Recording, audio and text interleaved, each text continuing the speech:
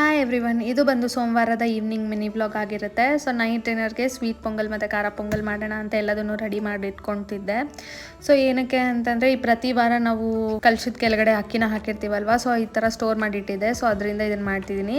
ನಾನು ನೀಟಾಗಿ ತೊಳೆದಿಟ್ಕೊಂಡಿರೋ ಹೆಸರುಬೇಳೆ ಮತ್ತು ಅಕ್ಕಿ ಎರಡು ಈಕ್ವಲ್ ಪ್ರಪೋರ್ಷನಲಲ್ಲಿ ಹಾಕ್ಕೊಬೇಕಾಗುತ್ತೆ. ಸೊ ನಾನು ಸ್ವೀಟ್ ಪೊಂಗಲ್ ಆ್ಯಂಡ್ ಖಾರ ಪೊಂಗಲ್ ಒಟ್ಟಿಗೆ ಬೇಯಿಸ್ತಿದ್ದೀನಿ.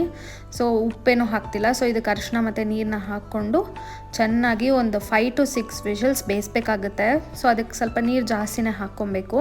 ಸೊ ಇದೆಲ್ಲ ಬೇಯೋ ಅಷ್ಟೊತ್ತಿಗೆ ನೆಕ್ಸ್ಟ್ ದಿನ ಬೆಳಗ್ಗೆಗೆ ಓಟ್ಸ್ ತಿನ್ನಬೇಕು ಅಂತ ಇತ್ತು. ಸೊ ಅದನ್ನು ರೆಡಿ ಮಾಡ್ಕೊಂಡ್ಬಿಟ್ಟೆ ಸೈಮಲ್ಟೇನಿಯಸ್ ಆಗಿ. ಸೊ ಅಷ್ಟೊತ್ತಿಗೆ ಅಕ್ಕಿನೂ ಬೆಂದಿತ್ತು.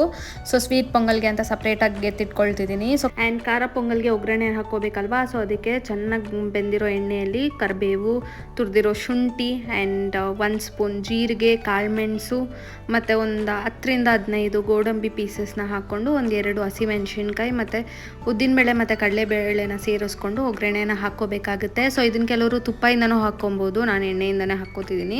ಆ್ಯಂಡ್ ಇದನ್ನು ನಾವೇನು ಬೇಯಿಸಿಟ್ಕೊಂಡಿರ್ತೀವಲ್ವ ಅಕ್ಕಿ ಮತ್ತು ಹೆಸರುಬೇಳೆ, ಅದಕ್ಕೆ ಸ್ವಲ್ಪ ನೀರನ್ನ ಸೇರಿಸಿ ಒಗ್ಗರಣೆನ ಹಾಕ್ಕೊಂಡು ಅದಕ್ಕೆ ತುರಿದಿಟ್ಟಿರೋ ಕೊಬ್ಬರಿ ಮತ್ತು ಕೊತ್ತಂಬರಿ ಸೊಪ್ಪನ್ನ ಸೇರಿಸ್ಕೊಬೇಕಾಗುತ್ತೆ. ಅದಾಗಿ ಚೆನ್ನಾಗಿ ಮಿಕ್ಸ್ ಆದಮೇಲೆ ಉಪ್ಪನ್ನ ಸೇರಿಸ್ಕೊಳ್ಬೇಕು. ನಾವು ಫಸ್ಟ್ ಬೇಯಿಸ್ಬೇಕಾದ್ರೂ ಉಪ್ಪು ಹಾಕಿರಲ್ಲ ಅಲ್ವಾ. ಸೊ ಅದಕ್ಕೆ ಸೇರಿಸ್ಕೊಂಡು ಚೆನ್ನಾಗಿ ಸ್ಮ್ಯಾಶ್ ಮಾಡಿದ್ರೆ ಒಗ್ಗರಣೆ ಅರೋಮ ಎಲ್ಲ ಅನ್ನಕ್ಕೆ ಇಳಿಯುತ್ತೆ. ಸೊ ಅಷ್ಟೇ, ಖಾರ ಪೊಂಗಲ್ ರೆಡಿ.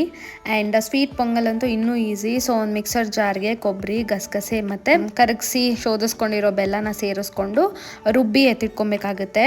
ಸೊ ಅದಾದಮೇಲೆ ಒಂದು ಬಾಣಲಿಯಲ್ಲಿ ಎಷ್ಟು ಬೇಕೋ ಅಷ್ಟು ತುಪ್ಪ, ಅದಕ್ಕೆ ದ್ರಾಕ್ಷಿ ಮತ್ತು ಗೋಡಂಬಿನ ಸೇರಿಸ್ಕೊಂಡು ಚೆನ್ನಾಗಿ ಫ್ರೈ ಆದಮೇಲೆ ನಾವೇನು ಎತ್ತಿಟ್ಕೊಂಡಿರ್ತೀವಲ್ವ ಅಕ್ಕಿ ಮತ್ತು ಹೆಸರುಬೇಳೆ ಅದನ್ನು ಸೇರಿಸ್ಕೊಂಡು ರುಬ್ಬಿಟ್ಕೊಂಡಿರೋ ಬೆಲ್ಲನ ಸೇರಿಸ್ಕೊಂಡು ಒಂದು 5 minutes ಸಿಮ್ಮರಲ್ಲಿ ಬೇಯಿಸಿದ್ರೆ ಸ್ವೀಟ್ ಪೊಂಗಲ್ ರೆಡಿ. ಸೊ ಈ ಥರ ಸಿಂಪಲ್ಲಾಗಿ ಎರಡನ್ನೂ ಒಟ್ಟಿಗೆ ಮಾಡ್ಕೊಂಡು ಬಿಡ್ಬೋದು. ಆ್ಯಂಡ್ ಸಿಂಪಲ್ಲಾಗಿ ಬ್ರೇಕ್ಫಾಸ್ಟ್ನ ಮಾಡ್ಕೊಬೇಕು, ಬೇಗನೂ ಮಾಡ್ಕೊಬೇಕು ಅಂದರೆ ಇದನ್ನು ಟ್ರೈ ಮಾಡಿ. ಸೊ ಇದಾಗಿತ್ತು ನಮ್ಮ dinner. Thank you so much for watching.